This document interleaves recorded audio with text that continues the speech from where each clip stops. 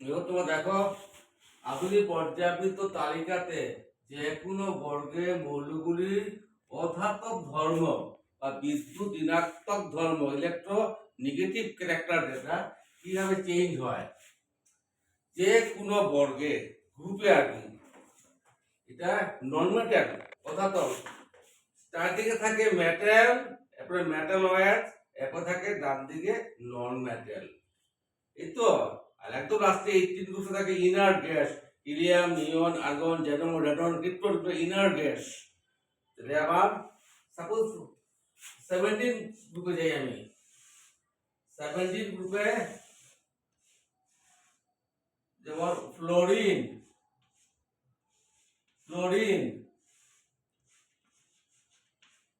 Bromine, iodine. এটা fluorine, এটা fluorine, bromine,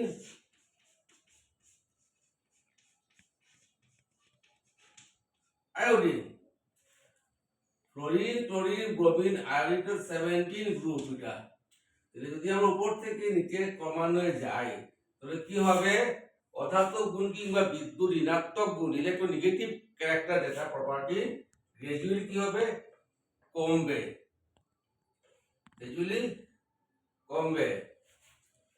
fluorine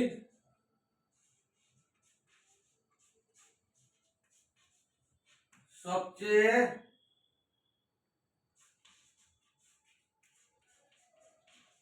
বেশি অধাতব গুণ সম্পন্ন, সবচেয়ে কম